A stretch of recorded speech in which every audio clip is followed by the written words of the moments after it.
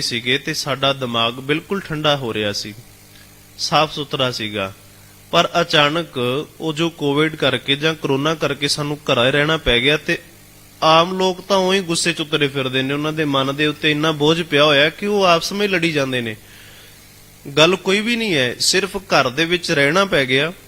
ਘਰ ਦੇ ਵਿੱਚ ਰਹਿਣ ਕਰਕੇ ਜਿਹੜਾ ਟਾਈਮ ਅਸੀਂ ਬਾਹਰ ਬਤੀਤ ਕਰਦੇ ਸੀਗੇ, ਬਾਹਰ ਜਾ ਕੇ ਆਪਣੇ ਟਾਈਮ ਨੂੰ ਪਾਸ ਕਰਦੇ ਸੀ, ਨੌਕਰੀ ਕਰਦੇ ਸੀ, ਉਹ ਹੁਣ ਟਾਈਮ ਸਾਨੂੰ ਘਰ ਦੇ ਵਿੱਚ ਪਾਸ ਕਰਨਾ ਪੈ ਰਿਹਾ ਹੈ।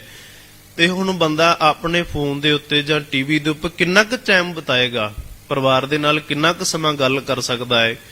ਕਿਉਂਕਿ ਸਾਡੀ ਹਾਲਤ ਐਵੇਂ ਦੀ ਹੈ ਕਿ ਜਦੋਂ ਵੀ ਕਿਤੇ ਐਤਵਾਰ ਦਾ ਦਿਨ ਹੋਵੇ ਤੇ ਆਪਾਂ ਕਹਿੰਦੇ ਚਲੋ ਘੁੰਮਣ ਚੱਲੀਏ। ਹੁਣ ਉਸ ਬੰਦੇ ਨੂੰ ਨਾ ਤਾਂ ਘੁੰਮਣ ਵਾਸਤੇ ਸਮਾਂ ਮਿਲਦਾ ਪਿਆ ਹੈ, ਤਾਂ ਬੰਦਾ ਫਿਰ ਕੀ ਕਰੇਗਾ? ਉਹ ਬੰਦਾ ਹਮੇਸ਼ਾ ਹੀ, ਜਿਵੇਂ ਅੱਜ ਦੇ ਸਮੇਂ ਦੇ ਵਿੱਚ ਕੁਝ ਲੋਕ ਡਿਪਰੈਸ਼ਨ ਦੇ ਵਿੱਚ ਚਲੇ ਗਏ, ਕਿਸੇ ਨੂੰ ਗੁੱਸਾ ਬਹੁਤਾ ਆਉਣ ਲੱਗ ਪਿਆ, ਕਿਸੇ ਨੂੰ ਕੋਈ ਕਿਸੇ ਤਰੀਕੇ ਦੇ ਨਾਲ ਘਰ ਦੇ ਵਿੱਚ ਲੜਾਈਆਂ ਪਾ ਕੇ ਬੈਠੇ ਹੋਏ ਨੇ ਲੋਕ, ਕਿ ਜਦੋਂ ਤੱਕ ਕਿ ਉਹਨਾਂ ਨੂੰ ਇਉਂ ਲੱਗਦਾ ਕਿ ਸਾਡੇ ਕੋਲ ਸਮਾਂ ਹੋਣਾ ਚਾਹੀਦਾ, ਸਾਡੇ ਕੋਲ ਘਰ ਰਹਿਣ ਦਾ ਸਮਾਂ ਹੀ ਨਹੀਂ ਹੈ। ਪਰ ਜਦੋਂ ਸਮਾਂ ਆਇਆ ਤੇ ਉਹਨਾਂ ਨੂੰ ਘਰ ਵੀ ਵੱਢ ਖਾਣ ਨੂੰ ਪੈਂਦਾ, ਉਹ ਘਰ ਦੇ ਵਿੱਚ ਵੀ ਨਹੀਂ ਰਹਿ ਸਕਦੇ। ਸੋ ਇਸ ਕਰਕੇ ਜੇ ਸਾਡੇ ਆਲੇ ਦੁਆਲੇ ਸੁੱਖ ਹੋਣ, ਆਲੇ ਦੁਆਲੇ ਸਭ ਕੁਝ ਰਾਜਿਆਂ ਮਹਾਰਾਜਿਆਂ ਵਾਲੀ ਜ਼ਿੰਦਗੀ ਹੋਵੇ ਤੇ ਸਾਨੂੰ ਕੋਈ ਬੁਲਾਵੇ ਨਾ, ਅਸੀਂ ਕਿਸੇ ਨਾਲ ਗੱਲ ਹੀ ਨਾ ਕਰੀਏ, ਕਿ ਸਾਡੇ ਕੋਲ ਵਿਹਲਾ ਸਮਾਂ ਹੋਵੇ, ਤੇ ਮੈਨੂੰ ਲੱਗਦਾ ਕਿ ਵਿਹਲਾ ਸਮਾਂ ਬੰਦਾ ਫਾਹ ਲੈ ਕੇ ਮਰ ਜਾਏਗਾ, ਉਹਦੇ ਤੋਂ ਟਾਈਮ ਪਾਸ ਨਹੀਂ ਹੋਣਾ। ਸੋ ਇਸ ਕਰਕੇ ਇਹ ਜ਼ਿੰਦਗੀ ਸੰਘਰਸ਼ ਹੈ, ਤੇ ਜਿਹੜਾ ਸੰਘਰਸ਼ ਬਣਿਆ ਹੀ ਰਵੇ ਤੇ ਬੰਦਾ ਚੱਲਦਾ ਰਹਿੰਦਾ ਹੈ। ਜਦੋਂ ਕਿਤੇ ਇਹਨੂੰ ਵਿਹਲਾਪਨ ਆ ਗਿਆ, ਇਹਦੀ ਜ਼ਿੰਦਗੀ ਦੇ ਵਿੱਚ ਬੈਠ ਗਿਆ, ਇਹਦਾ ਦਿਮਾਗ ਜਿਹੜਾ ਨਾ ਉਹਨੇ ਵਿਹਲਾ ਨਹੀਂ ਰਹਿਣਾ, ਉਹਨੇ ਹੋਰ ਸਗੋਂ ਪ੍ਰੈਸ਼ਰ 'ਚ ਆ ਜਾਣਾ ਹੈ। ਸੋ ਇਸ ਕਰਕੇ ਜਿਹੜਾ ਰੱਬ ਹੈ ਉਹ ਸਾਨੂੰ ਵੱਡਿਆਂ ਵੱਡਿਆਂ ਪ੍ਰੈਸ਼ਰਾਂ ਤੋਂ ਬਚਾਉਂਦਾ ਹੈ, ਵੱਡੇ ਵੱਡੇ ਦੁੱਖਾਂ ਤੋਂ ਬਚਾਉਂਦਾ ਹੈ, ਕਿ ਬੰਦੇ ਦਾ ਮਨ ਜਦੋਂ ਟਿਕ ਜਾਵੇ, ਬੰਦੇ ਦਾ ਮਨ ਜਦੋਂ ਧੀਰਜ ਫੜ ਲਵੇ, ਉਸ ਤੋਂ ਬਾਅਦ ਉਹਦੇ ਨਾਲ ਜੋ ਮਰਜ਼ੀ ਕੀਤਾ ਜਾਵੇ ਉਹਨੂੰ ਕੋਈ ਪਰੇਸ਼ਾਨੀ ਨਹੀਂ ਹੁੰਦੀ। ਕਿਉਂਕਿ ਜੇ ਧੀਰਜ ਫੜ ਲਿਆ ਸੀ ਗੁਰੂ ਅਰਜਨ ਸਾਹਿਬ ਜੀਆਂ ਨੇ, ਮਨ ਦੇ ਵਿੱਚ ਬਹੁਤ ਵੱਡਾ ਧੀਰਜ ਹੈ, ਬੜਾ ਵੱਡਾ ਸਬਰ ਹੈ, ਤੇ ਤੱਤੀਆਂ ਤਵੀਆਂ ਦੇ ਉੱਪਰ ਬੈਠਣਾ ਫਿਰ ਆਸਾਨ ਹੋ ਜਾਂਦਾ ਹੈ। ਤੱਤੀ ਤਵੀ ਦੇ ਉੱਪਰ ਬੈਠਣਾ ਕੋਈ ਆਮ ਜੀ ਗੱਲ ਨਹੀਂ ਹੈ। ਤੱਤੀ ਅੱਗ ਥੱਲੇ ਵਗਦੀ ਪਈ ਹੈ, ਉਤੋਂ ਉਹ ਰੇਤਾ ਪਾ ਰਹੇ ਨੇ ਸਿਰ ਦੇ ਉੱਪਰ।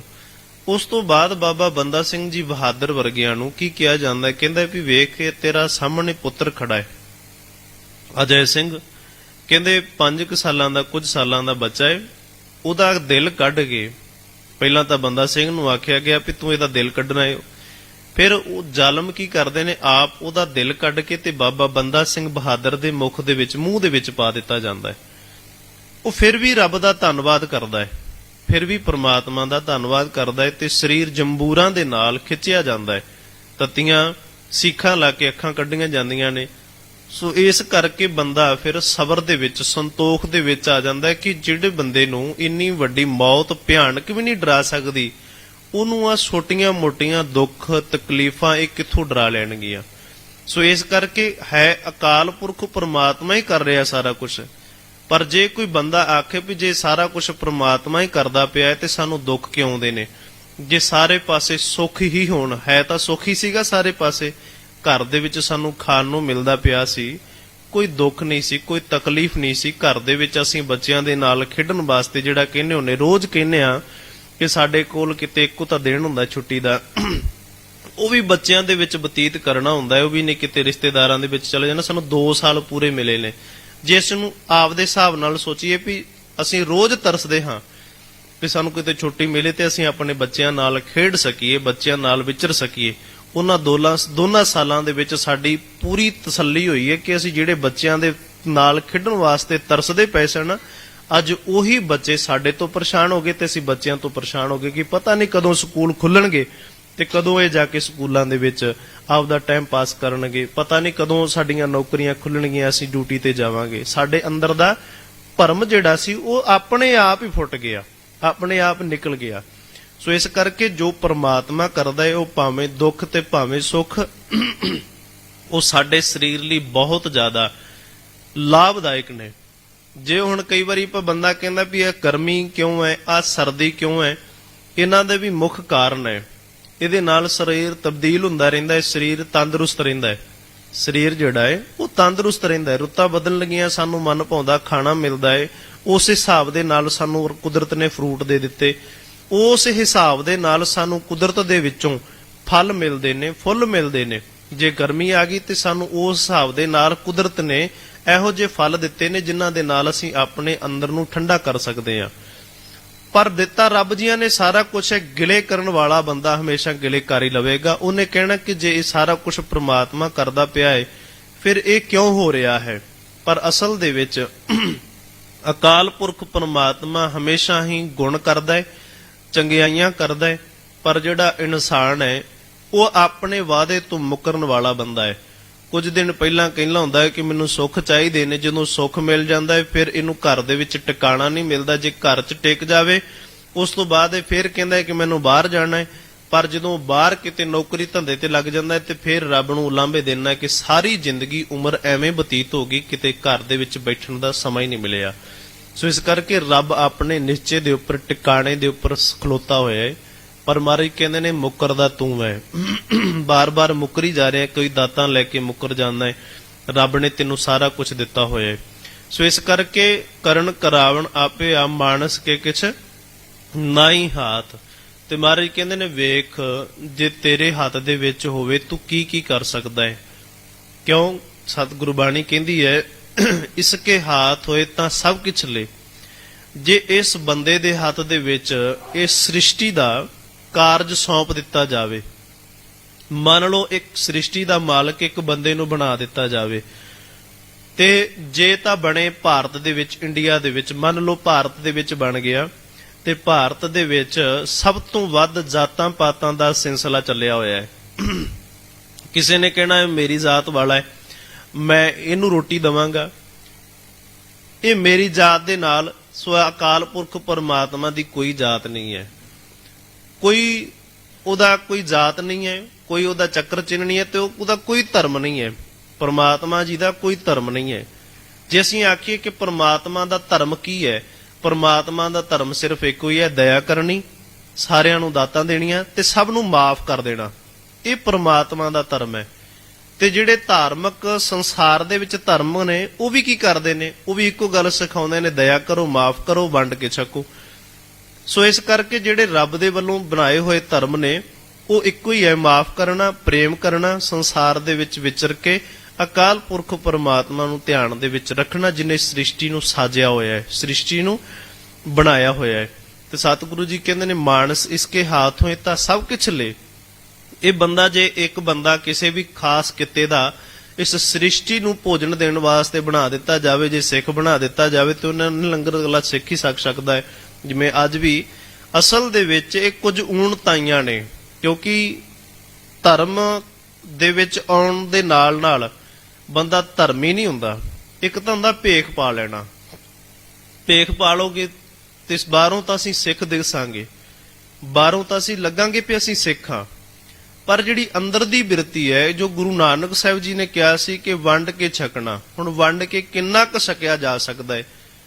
ਜੇ ਆਪਾਂ ਆਉਣ ਵਾਲੇ ਉਹਨਾਂ ਭੇਖੀ ਸਿੱਖਾਂ ਨੂੰ ਪੁੱਛਾਂਗੇ ਤੇ ਉਹੀ ਕਹਿਣਗੇ ਵੀ ਮੇਰੇ ਘਰ ਦੇ ਵਿੱਚ ਤਾਂ ਪ੍ਰਸ਼ਾਦਾ ਨਹੀਂ ਹੈਗਾ ਤੇ ਮੈਂ ਤੈਨੂੰ ਕਿੱਥੋਂ ਦੇ ਦਿਆਂ, ਮੇਰੇ ਆਪ ਦੇ ਘਰ ਦੇ ਵਿੱਚ ਤਾਂ ਪ੍ਰਸ਼ਾਦਾ ਨਹੀਂ ਪੱਕਦਾ ਪਿਆ, ਬਿਲਕੁਲ ਥੋੜਾ ਹੈ, ਘੱਟ ਹੈ, ਤੇ ਤੈਨੂੰ ਅਸੀਂ ਪ੍ਰਸ਼ਾਦਾ ਕਿੱਥੋਂ ਦੇ ਦਈਏ।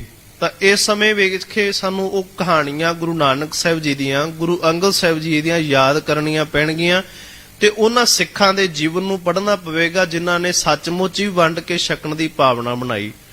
ਜੇ ਸਿੱਧ ਸਨ ਉਹ ਕਹਿੰਦੇ ਤੁਹਾਡਾ ਧਰਮ ਕਹਿੰਦਾ ਹੈ, ਸਿੱਧ ਗੁਰੂ ਨਾਨਕ ਸਾਹਿਬ ਜੀ ਨੂੰ ਕਹਿੰਦੇ ਨੇ ਤੁਹਾਡਾ ਧਰਮ ਕਹਿੰਦਾ ਹੈ ਵੀ ਵੰਡ ਕੇ ਛਕਣਾ ਚਾਹੀਦਾ ਹੈ, ਤੁਸੀਂ ਦੱਸੋ ਵੀ ਕਿੰਨਾ ਕੁ ਬੰਦਾ ਵੰਡ ਸਕਦਾ ਹੈ। ਉਹ ਕਹਿੰਦੇ ਨੇ ਵੰਡਣ ਦੀ ਭਾਵਨਾ ਹੋਣੀ ਚਾਹੀਦੀ ਹੈ, ਬੰਦਾ ਥੋੜੇ ਦੇ ਵਿੱਚੋਂ ਵੀ ਵੰਡ ਲੈਂਦਾ ਹੈ। ਭਾਵਨਾ ਹੋਵੇ ਬੰਦੇ ਦੇ ਅੰਦਰ ਵੀ ਮੈਂ ਜੇ ਪ੍ਰਸ਼ਾਦਾ ਛਕਦਾ ਪਿਆ ਤੇ ਮੇਰੇ ਨਾਲ ਬੈਠਣ ਵਾਲਾ ਬੰਦਾ ਭੁੱਖਾ ਨਾ ਰਹੇ। ਭਾਵਨਾ ਹੋਵੇ ਮਨ ਦੇ ਵਿੱਚ, ਸ਼ਰਧਾ ਹੋਵੇ ਦੂਜੇ ਦੇ ਪ੍ਰਤੀ। ਆਪਾਂ ਰੱਬ ਦੇ ਪ੍ਰਤੀ ਸ਼ਰਧਾ ਕਰਦੇ ਹਾਂ, ਮਨੁੱਖ ਦੇ ਪ੍ਰਤੀ ਕੋਈ ਸ਼ਰਧਾ ਨਹੀਂ ਹੈ। ਜਿਹੜਾ ਰੱਬ ਅਸੀਂ ਵੇਖਿਆ ਨਹੀਂ ਹੈ, ਜਿਹਦੇ ਬਾਰੇ ਸਾਨੂੰ ਕੋਈ ਪਤਾ ਨਹੀਂ ਹੈ, ਜਿਸ ਬਾਰੇ ਅਸੀਂ ਕਦੇ ਤੱਕ ਪਹੁੰਚ ਹੀ ਨਹੀਂ ਕੀਤੀ, ਸਾਨੂੰ ਪਤਾ ਹੀ ਨਹੀਂ ਵੀ ਉਹ ਕਿਹੋ ਜਿਹਾ ਹੈ, ਉਹਨੂੰ ਅਸੀਂ ਹੱਥ ਜੋੜ ਕੇ ਮਨਾ ਰਹੇ ਹਾਂ। ਜਿਹੜਾ ਸਾਡੇ ਸਾਹਮਣੇ ਇੱਕ ਰੱਬ ਬੈਠਾ ਹੈ, ਇੱਕ ਸਰੀਰ ਬੈਠਾ ਹੈ, ਉਹਦੇ ਨਾਲ ਅਸੀਂ ਕਦੇ ਵੀ ਪਿਆਰ ਨਹੀਂ ਕੀਤਾ, ਕਦੇ ਵੀ ਉਹਦੇ ਨਾਲ ਭਾਵਨਾ ਦੇ ਨਾਲ ਨਹੀਂ ਜੁੜੇ। ਉਹਦਾ ਤਾਂ ਅਸੀਂ ਸਭ ਤੋਂ ਪਹਿਲਾਂ ਮੂੰਹ ਹੀ ਵੇਖਦੇ ਹਾਂ ਵੀ ਇਹਦਾ ਰੰਗ ਕਿਹੋ ਜਿਹਾ ਹੈ, ਜੇ ਤਾਂ ਰੰਗ ਸੋਹਣਾ ਹੈ ਤੇ ਅਸੀਂ ਬੁਲਾਉਣ ਨੂੰ ਉਹਨੂੰ ਕਹਿੰਦੇ ਆ ਵੀ ਇਹਨੂੰ ਬੁਲਾ ਲਈਏ, ਤੇ ਜੇ ਰੰਗ ਕਿਤੇ ਕਾਲਾ ਹੋਵੇ ਤੇ ਲੋਕੀ ਉਹਦੇ ਨਾਲ ਨਫ਼ਰਤ ਕਰਨ ਲੱਗ ਪੈਂਦੇ, ਇਹਨੂੰ ਬੁਲਾ ਕੇ ਰਾਜੀ ਨਹੀਂ ਹੁੰਦੇ। ਉਸ ਤੋਂ ਬਾਅਦ ਕੱਪੜੇ ਦੀ ਦੇਖ ਆ ਜਾਂਦੀ ਹੈ। ਜੇ ਕੱਪੜਾ ਚੰਗਾ ਹੈ ਤੇ ਸਾਰੇ ਲੋਕ ਉਹਦੇ ਕੋਲ ਬੈਠਣ ਵਾਸਤੇ ਲੋਚਦੇ ਨੇ, ਜੇ ਕੱਪੜਾ ਚੰਗਾ ਨਹੀਂ ਤੇ ਲੋਕ ਉਹਨੂੰ ਬੁਲਾਉਣਾ ਵੀ ਪਸੰਦ ਨਹੀਂ ਕਰਦੇ। ਸੋ ਇਸ ਕਰਕੇ ਰੱਬ ਦੇ ਵਿੱਚ ਸ਼ਰਧਾ ਨਹੀਂ, ਸ਼ਰਧਾ ਇਹਨਾਂ ਇਨਸਾਨਾਂ ਤੋਂ ਸ਼ੁਰੂ ਹੁੰਦੀ ਹੈ, ਪਹਿਲਾਂ ਸ੍ਰਿਸ਼ਟੀ ਤੋਂ।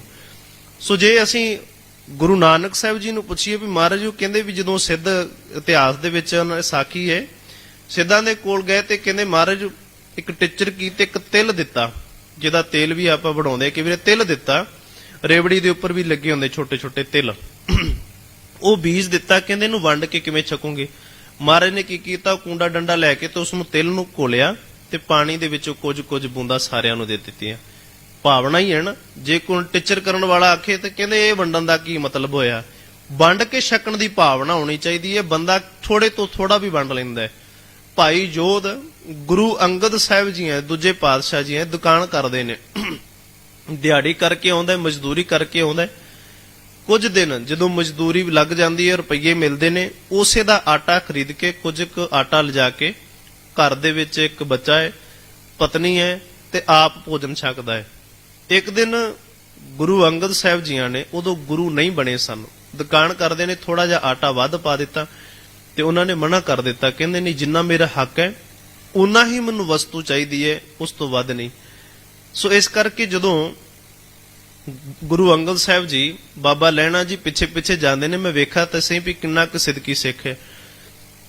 ਜਦੋਂ ਪਿੱਛੇ ਗਏ ਤੇ ਜਾ ਕੇ ਦਰਵਾਜ਼ਾ ਖੜਕਾਇਆ, ਉਹਨਾਂ ਨੇ ਆਖਿਆ ਕਿ ਭਾਈ ਸਾਹਿਬ ਜੀ ਅੰਦਰ ਆਓ। ਜਦੋਂ ਅੰਦਰ ਪਹੁੰਚੇ ਤੇ 3 ਪ੍ਰਸ਼ਾਦੇ ਨੇ, 3 ਪ੍ਰਸ਼ਾਦੇ ਨੇ। ਉਹਨਾਂ 3 ਪ੍ਰਸ਼ਾਦਿਆਂ ਦੇ ਵਿੱਚੋਂ ਭਾਈ ਯੋਧ ਨੇ ਅੱਧਾ ਕੁ ਪ੍ਰਸ਼ਾਦਾ ਬਾਬਾ ਲਹਿਣਾ ਜੀ ਨੂੰ ਵੀ ਦਿੱਤਾ ਵੀ ਤੁਸੀਂ ਵੀ ਸਾਡੇ ਘਰ ਦੇ ਵਿੱਚ ਆਣ ਕੇ ਪ੍ਰਸ਼ਾਦਾ ਛਕੋ, ਤੁਸੀਂ ਵੀ ਸਾਡੇ ਘਰ ਦੇ ਵਿੱਚ ਆਣ ਕੇ ਪ੍ਰਸ਼ਾਦਾ ਛਕੋ। ਤੇ ਭਾਈ ਜੋਧ ਨੂੰ ਬਾਬਾ ਲਹਿਣਾ ਜੀ ਕਹਿੰਦੇ ਨੇ ਕਿ ਮੈਨੂੰ ਵੀ ਇਹੋ ਜਿਹਾ ਸਿਦਕੀ ਤੇ ਸਿਰੜੀ, ਜਿਹੜਾ ਬਹੁਤ ਸਿਦਕ ਦਾ ਪੱਕਾ ਹੋਵੇ, ਜਿਹੜਾ ਬੜਾ ਇਮਾਨ ਦਾ ਪੱਕਾ ਹੋਵੇ, ਧਰਮ ਦਾ ਪੱਕਾ ਹੋਵੇ, ਮੈਨੂੰ ਵੀ ਇਹੋ ਜਿਹੇ ਗੁਰੂ ਦੇ ਨਾਲ ਮਿਲਾ ਜਿਨੇ ਤੈਨੂੰ ਇਹ ਚੰਗੀ ਸਿੱਖਿਆ ਦਿੱਤੀ ਹੈ। ਤੇ ਬਾਬਾ ਲਹਿਣਾ ਜੀ ਨੂੰ ਮਿਲਾਉਣ ਵਾਲੇ ਭਾਈ ਜੋਧ ਸਨ। ਉਸ ਤੋਂ ਬਾਅਦ ਗੁਰੂ ਅੰਗਦ ਸਾਹਿਬ ਜੀ ਬਣੇ। ਫਿਰ ਭਾਈ ਤਾਰੂ ਸਿੰਘ ਜੀ, ਕਿਉਂਕਿ ਧਾਰਮਿਕ ਬੰਦਿਆਂ ਦੀ ਬਿਰਤੀ ਜਿਹੜੀ ਹੁੰਦੀ ਨੇ, ਜਿਹੜੇ ਧਾਰਮਿਕ ਲੋਕ ਹੋਣ, ਭੇਖ ਨਹੀਂ, ਜਿਹੜੇ ਧਾਰਮਿਕ ਲੋਕ ਹੋਣ ਉਹ ਕਦੇ ਵੀ ਜਾਤਾਂ ਪਾਤਾਂ ਵਿਤਕਰਿਆਂ ਦੇ ਵਿੱਚ ਨਹੀਂ ਪੈਂਦੇ। ਠੀਕ ਹੈ, ਜੋ ਬਣਾ ਲੀਆਂ ਅਸੀਂ ਬਣਾ ਲੀਆਂ, ਪਰ ਇਹਨਾਂ ਦੇ ਵਿੱਚ ਨਹੀਂ ਪੈਂਦੇ। ਭਾਈ ਤਾਰੂ ਸਿੰਘ ਜੀਆਂ ਦੇ ਕੋਲ ਕਹਿੰਦੇ ਇੱਕ ਮੁਸਲਮਾਨ ਆਇਆ ਹੈ ਤੇ ਉਹ ਮੁਸਲਮ ਜਾਤੀ ਦੇ ਨਾਲ ਸੰਬੰਧ ਰੱਖਦਾ ਹੈ, ਨਾਲ ਉਹਦੇ ਇੱਕ ਬੱਚੀ ਹੈ ਨੌਜਵਾਨ। ਰਸਤੇ ਦੇ ਵਿੱਚ ਉਹਨੂੰ ਹਨੇਰਾ ਹੋ ਗਿਆ ਤੇ ਚੰਗੇ ਬੰਦਿਆਂ ਦੀ ਸਿਫਤ ਹਮੇਸ਼ਾ ਹੀ ਬੜੀ ਦੂਰ ਦੂਰ ਤੱਕ ਫੈਲਦੀ ਹੈ।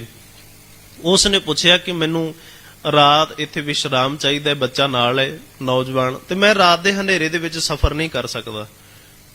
ਤੇ ਭਾਈ ਤਾਰੂ ਸਿੰਘ ਜੀ, ਜਿਨ੍ਹਾਂ ਦਾ ਖੋਪਰ ਲਹਾ ਦਿੱਤਾ ਗਿਆ ਸੀ, ਤੇ ਭਾਈ ਤਾਰੂ ਸਿੰਘ ਜੀ ਨੇ ਉਹਨਾਂ ਨੂੰ ਕੀ ਕੀਤਾ, ਰਾਤ ਨੂੰ ਬਿਸਤਰਾ ਦਿੱਤਾ ਤੇ ਉਹਨਾਂ ਦੇ ਨਾਲ ਜਿਹੜੀ ਬੱਚੀ ਆਈ ਸੀ ਉਹਨਾਂ ਦੀ ਵੀ ਸੇਵਾ ਕੀਤੀ।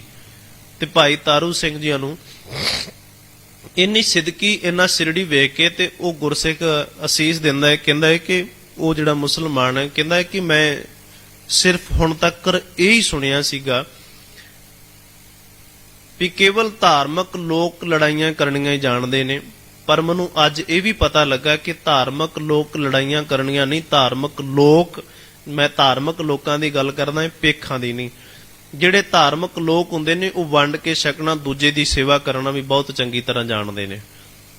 ਇਸ ਤਰੀਕੇ ਦੇ ਨਾਲ ਭਾਈ ਤਾਰੂ ਸਿੰਘ ਜੀਆਂ ਨੇ ਫਿਰ ਜਦੋਂ ਉਹਨਾਂ ਦੀ ਖੋਪਰੀ ਗਈ, ਉਹਦਾ ਮੁੱਖ ਕਾਰਨ ਇਹੀ ਸੀਗਾ, ਉਹ ਕਹਿੰਦੇ ਸੀ ਜਿਹੜੇ ਸਿੱਖਾਂ ਨੂੰ ਤੂੰ ਜੰਗਲਾਂ ਦੇ ਵਿੱਚ ਜਾ ਕੇ ਰੋਟੀ ਦੇ ਕੇ ਆਉਣਾ ਹੈ, ਪ੍ਰਸ਼ਾਦਾ ਦੇ ਕੇ ਆਉਣਾ ਹੈ, ਉਹਨਾਂ ਦਾ ਸਾਨੂੰ ਪਤਾ ਦੱਸ ਦੇ, ਤੈਨੂੰ ਇਨਾਮ ਦਿੱਤਾ ਜਾਵੇਗਾ।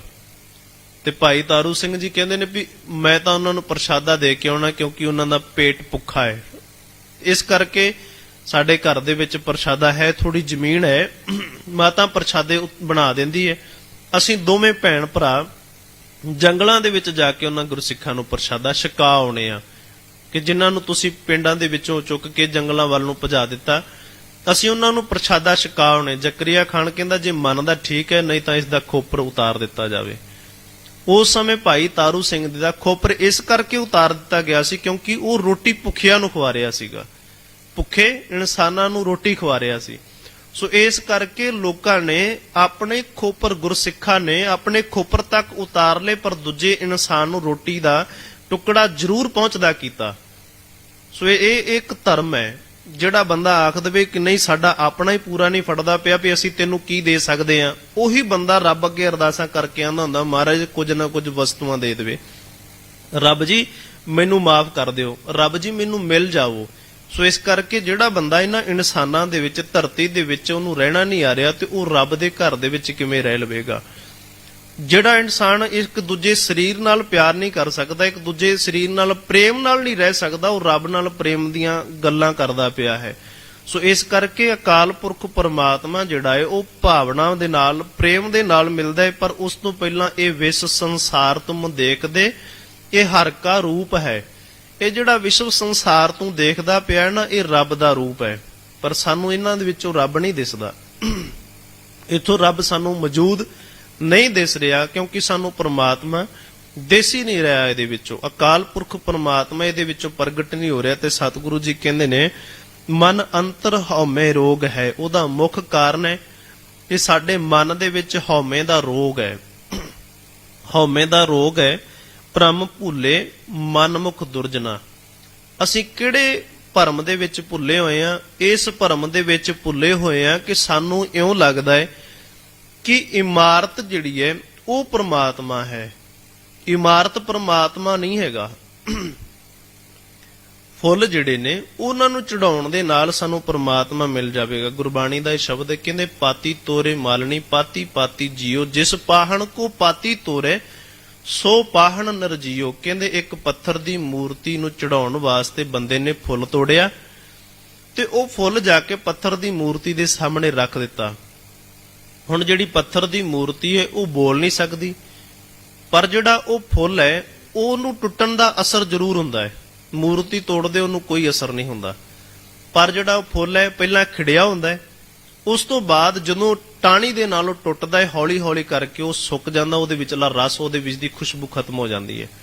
ਜਿਸ ਪਾਹਣ ਕੋ ਪਾਤੀ ਤੋੜੇ ਸੋ ਪਾਹਣ ਨਰਜੀਓ, ਭੂਲੀ ਮਾਲਣੀ ਹੈ ਇਉਂ ਸਤਿਗੁਰ ਜਾਗਤਾ ਹੈ ਦਿਓ। ਸਤਿਗੁਰੂ ਜਾਗਦਾ ਹੈ, ਉਹਨੂੰ ਸਭ ਕੁਝ ਪਤਾ ਹੈ, ਤੇ ਇਸ ਕਰਕੇ ਉਹਨੂੰ ਆਪਣੇ ਅੰਦਰ ਦੀ ਭਾਵਨਾ ਦੱਸ। ਇਹ ਨਹੀਂ ਕਿ ਬਾਹਰੀ ਤੌਰ ਦੇ ਫੁੱਲ ਤੋੜ ਕੇ ਤੇ ਉਹਦੇ ਅੱਗੇ ਪੇਸ਼ ਕੀਤੇ ਜਾਣ, ਉਸ ਦੇ ਅੱਗੇ ਭੇਟਾ ਕੀਤੇ ਜਾਣ। ਜੇ ਕੋਈ ਬੰਦਾ ਆਖੇ ਵੀ ਨਹੀਂ ਸਾਡੇ ਕੋਲ ਇਦਾਂ ਦਾ ਹੈਗਾ ਨਹੀਂ ਹੈ, ਸਮਾਂ ਹੀ ਨਹੀਂ ਹੈਗਾ, ਅਸੀਂ ਰੱਬ ਦਾ ਨਾਮ ਕਿਵੇਂ ਜਪ ਸਕਦੇ ਆ?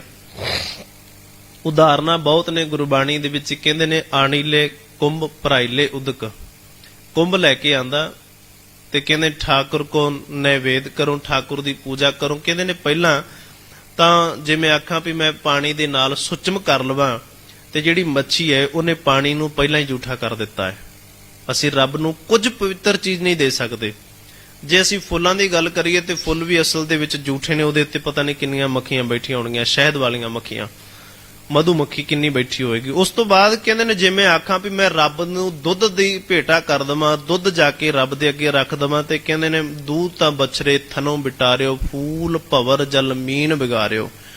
ਬੱਚੇ ਨੇ ਗਾਂ ਦਾ ਦੁੱਧ ਜਦੋਂ ਪੀਤਾ ਉਹਨੇ ਦੁੱਧ ਝੂਠਾ ਕਰ ਦਿੱਤਾ, ਫੂਲ ਭਵਰ, ਭਵਰੇ ਨੇ ਫੁੱਲ ਝੂਠਾ ਕਰ ਦਿੱਤਾ, ਜਲ ਮੀਨ ਵਿਗਾਰਿਓ। ਤੇ ਕਹਿੰਦੇ ਅਸਲ ਦੇ ਵਿੱਚ ਅਸੀਂ ਗੋਬਿੰਦ ਦੇ ਅੱਗੇ, ਰੱਬ ਦੇ ਅੱਗੇ ਪੂਜਾ ਕਿਹੜੀ ਚੜਾਉਣੀ ਹੈ? ਪੂਜਾ ਚੜਾਉਣ ਤੋਂ ਪਹਿਲਾਂ ਆਪਣਾ ਮਨ ਅਰਪਣ ਕਰਨਾ, ਇਹੀ ਸਭ ਤੋਂ ਵੱਡੀ ਪੂਜਾ ਹੈ। ਕਿਉਂਕਿ ਜੇ ਅਸੀਂ ਆਖੀਏ ਕਿ ਰੱਬ ਨੂੰ ਪੈਸਿਆਂ ਦੇ ਨਾਲ ਰਿਝਾਇਆ ਜਾਵੇ, ਕੁਦਰਤ ਰੱਬ ਨੇ ਸਾਜੀ ਹੈ, ਉਸੇ ਦੀ ਸਾਜੀ ਹੋਈ ਕੁਦਰਤ ਚੁੱਕ ਕੇ ਅਸੀਂ ਰੱਬ ਦੇ ਅੱਗੇ ਭੇਟਾ ਕਰ ਦਿੱਤੀ। ਕਹਿੰਦੇ ਰੱਬ ਜੀ ਤੁਸੀਂ ਸਾਨੂੰ ਮਿਲ ਜਾਵੋ। ਮਹਾਰਾਜ ਕਹਿੰਦੇ ਨੇ ਦਿੱਤਾ ਕੀ ਹੈ? ਸਾਡੀਆਂ ਵਸਤੂਆਂ ਲਿਆ ਕੇ ਸਾਨੂੰ ਅਰਪਣ ਕਰਕੇ ਕਹਿੰਦਾ ਵੀ ਮਿਲ ਜਾਵੋ। ਆਪਣਾ ਮਨ ਅਰਪਣ ਕਰ, ਆਪਣਾ ਮਨ ਪਰਮਾਤਮਾ ਦੇ ਅੱਗੇ ਅਰਪਣ ਕਰ। ਹੁਣ ਪਰਮਾਤਮਾ ਅੱਗੇ ਮਨ ਅਰਪਣ ਕਰਨ ਦਾ ਢੰਗ ਵੀ ਨਹੀਂ ਸਾਨੂੰ ਪਤਾ ਵੀ ਕਿਵੇਂ ਕਰਨਾ ਹੈ। ਮਹਾਰਾਜ ਕਹਿੰਦੇ ਨੇ ਇਹਦਾ ਢੰਗ ਇੱਕੋ ਹੀ ਹੈ ਕਿ ਹਸਤੀ ਸਿਰਜਿਓ ਅੰਕਸ ਹੈ। ਜਿਵੇਂ ਹਾਥੀ ਦੇ ਸਿਰ ਦੇ ਉੱਪਰ ਕੁੰਡਾ ਵੱਜਦਾ ਹੈ, ਅਹਿਰਣ ਜਿਉਂ ਸਿਰ ਦੇ, ਅਹਿਰਣ ਜਿਵੇਂ ਜਿਹਦੇ ਉੱਪਰ ਲੋਹੇ ਨੂੰ ਕੁੱਟਿਆ ਜਾਂਦਾ ਹੈ, ਲੋਹੇ ਨੂੰ ਰੱਖ ਕੇ ਕੁੱਟਿਆ ਜਾਂਦਾ ਹੈ ਅਹਿਰਣ, ਉਹਦੇ ਉੱਤੇ ਵਿਧਾਨ ਮਾਰੇ ਜਾਂਦੇ ਨੇ। ਮਨ ਤਨ ਆਗੇ ਰੱਖ ਕੇ ਕਹਿੰਦੇ ਇਵੇਂ ਮਨ ਤੇ ਤਨ ਅਕਾਲ ਪੁਰਖ ਪਰਮਾਤਮਾ ਨੇ ਚਰਨਾਂ 'ਚ ਭੇਟ ਕਰਕੇ ਉਹ ਵੀ ਸੇਵ ਕਰੇ, ਸਾਵਧਾਨ ਹੋ ਕੇ ਸੇਵਾ ਕਰ। ਇਹਦਾ ਮਨ ਤੇ ਤਨ ਅਰਪਣ ਕਰਨਾ, ਜਿਵੇਂ ਹਾਥੀ ਮੁਹਾਵਤ ਨੂੰ ਆਪਣਾ ਤਨ ਭੇਟ ਕਰ ਦਿੰਦਾ ਹੈ। ਅਹਿਰਨ ਵਦਾਨ ਹੇਠਾਂ ਸਿਰ ਦਿੰਦੀ, ਕੋਈ ਗਿਲੇ ਨਹੀਂ ਕਰਦੀ। ਤੈਨੂੰ ਗਿਲਾ ਨਹੀਂ ਹੋਣਾ ਚਾਹੀਦਾ। ਫਿਰ ਇਸੇ ਤਰ੍ਹਾਂ ਕਹਿੰਦੇ ਨੇ ਵੀ ਜੇ ਕੋਈ ਇਨਸਾਨ ਆਖੇ ਮੇਰੇ ਕੋਲ ਸਮਾਂ ਨਹੀਂ ਹੈਗਾ, ਪ੍ਰਮਾਤਮਾ ਦਾ ਨਾਮ ਜਪਣ ਦਾ ਸਮਾਂ ਨਹੀਂ ਹੈਗਾ, ਜਾਂ ਪ੍ਰਮਾਤਮਾ ਬੈਠਾ ਕਿੱਥੇ ਹੈ, ਇਹਦਾ ਵੀ ਸਵਾਲ ਸਾਨੂੰ ਗੁਰਬਾਣੀ ਨੇ ਦਿੱਤਾ ਹੈ। ਕਹਿੰਦੇ ਨੇ ਵੇਖੋ, ਪੋਹਪ ਮਦ ਜਿਉ ਬਾਸ ਬਸਤੇ ਮੁਕਰ ਮੈਂ ਜੈਸੇ ਸਾਈ। ਜਿਵੇਂ ਫੁੱਲ ਦੇ ਵਿੱਚ ਖੁਸ਼ਬੂ ਵਸਦੀ ਹੈ, ਸੀਸੇ ਦੇ ਵਿੱਚ ਪਰਛਾਵਾਂ ਵਸਦਾ ਹੈ, ਤੈਸੇ ਹੀ ਹਰ ਬਸੇ ਨਿਰੰਤਰ। ਇਵੇਂ ਹੀ ਪ੍ਰਮਾਤਮਾ ਤੇਰੇ ਹਿਰਦੇ ਦੇ ਵਿੱਚ ਵਸਦਾ ਹੈ। ਘੱਟ ਹੀ ਖੋਜੋ ਭਾਈ, ਹਿਰਦੇ ਦੇ ਵਿੱਚੋਂ ਖੋਜ ਕਰ ਲਿਆ ਅਕਾਲ ਪੁਰਖ ਪ੍ਰਮਾਤਮਾ ਜੀ ਦੀ। ਹਿਰਦੇ ਦੇ ਵਿੱਚੋਂ ਬਾਹਰ ਢੂੰਡਤ ਬਹੁਤ ਦੁੱਖ ਪਾਵੇਂ, ਘਰ ਅੰਮ੍ਰਿਤ ਘਟ ਮਾਹੀ ਜਿਉ। ਕਹਿੰਦੇ ਨੇ ਬਾਹਰ ਢੂੰਡਦਾ ਰਹੇਗਾ ਨਾ, ਤੈਨੂੰ ਲੱਭਣਾ ਹੀ ਨਹੀਂ ਹੈ। ਸਾਰੀ ਉਮਰ ਢੂੰਡਦਾ ਰਹੇਗਾ, ਲੱਭਦਾ ਰਹੇਗਾ, ਤੈਨੂੰ ਪ੍ਰਮਾਤਮਾ ਲੱਭਣ ਵਾਲਾ ਹੀ ਨਹੀਂ ਹੈ। ਪਰ ਜਦੋਂ ਤੂੰ ਆਪਣੇ ਹਿਰਦੇ ਦੇ ਵਿੱਚੋਂ ਲੱਭਣਾ ਆਰੰਭ ਕਰ ਦਿੱਤਾ ਨਾ, ਉਸ ਦਿਨ ਤੈਨੂੰ ਪ੍ਰਮਾਤਮਾ ਲੱਭ ਜਾਵੇਗਾ। ਜਿਉਂ ਕਸਤੂਰੀ ਮਿਰਗ ਨਾ ਜਾਣੇ, ਭਰਮ ਦਾ ਭਰਮ ਭੁਲਾਇਆ। ਕਹਿੰਦੇ ਬਾਹਰੋਂ ਅਸੀਂ ਲੱਭਦੇ ਹਾਂ ਉਸ ਹਿਰਨ ਵਾਂਗੂ। ਹਿਰਨ ਦੇ ਪੇਟ ਦੇ ਵਿੱਚ, ਨਾਭੀ ਦੇ ਵਿੱਚ ਕਸਤੂਰੀ ਮੰਨੀ ਗਈ ਹੈ। ਕਹਿੰਦੇ ਬਹੁਤ ਜ਼ਿਆਦਾ ਖੁਸ਼ਬੂ ਆਉਂਦੀ ਉਹਦੇ ਵਿੱਚੋਂ।